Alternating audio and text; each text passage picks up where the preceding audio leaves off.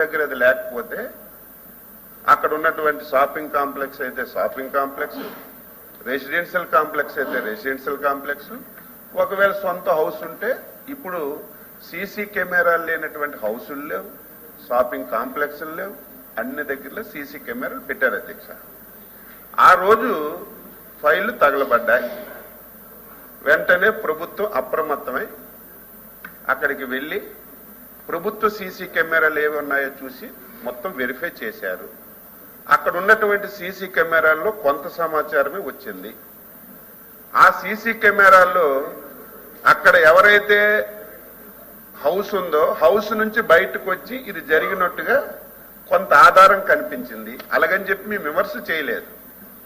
మా ఆఫీసర్స్ ఒక లేఖ రాసి మా దగ్గర కొంతే సమాచారం ఉంది, మీ దగ్గర కూడా సీసీ కెమెరాలు ఉన్నాయి, మీ దగ్గర ఇన్ఫర్మేషన్ మాకు ఇవ్వండి అని 3-4 సార్లు అడిగితే బాధ్యత కలిగినటువంటి వ్యక్తులైతే కనీసం ఇన్సిడెంట్ జరిగినప్పుడు అక్కడ ఏం జరిగిందో బయటికి చెప్పాలని ఆలోచన ఉన్నటువంటి వ్యక్తులైతే ఇగో మా దగ్గర కూడా ఈ సమాచారం ఉంది, దీన్ని కూడా మీరు తీసుకొని 2 క్లబ్స్ చేసి ఎవడు తప్పు చేశాడో వాడిని శిక్షించండి అని చెప్పాలి అధ్యక్ష.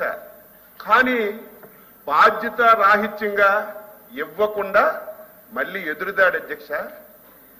మా నాయకుడిని హతమార్చేయాలని, మా నాయకుడిని దాడి చేయాలని చాలా మంది ప్రయత్నం చేస్తున్నారని చెప్పి మళ్ళీ తిరిగి పోలీస్ స్టేషన్లో కంప్లైంట్ ఇచ్చిన పరిస్థితి అయితే ఏమనాలి. అందుకే మేము స్పష్టంగా ఆరోపణ చేశాం.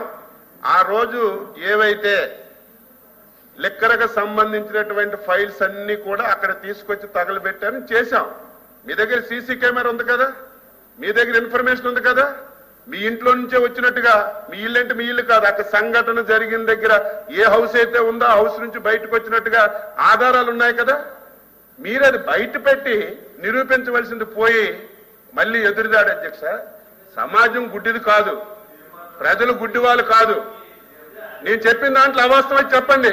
ఒక షాపింగ్ కాంప్లెక్స్ దగ్గర యాక్సిడెంట్ అయితే ఫైర్ది, ఆ షాపింగ్ కాంప్లెక్స్ లోకి వెళ్ళి సీసీ ఫుటేజ్ తీసుకుంటలేదు అధ్యక్ష. చెప్పండి.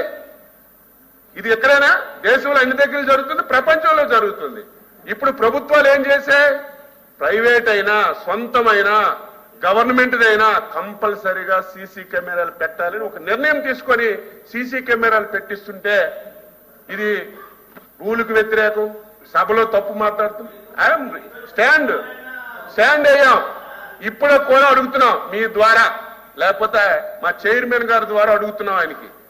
ఆ రోజు జరిగిన సంఘటన డేట్ తో సహా మా గుంటూరు ఎస్పీ గారు 4 సార్లు లేఖలు రాశారు.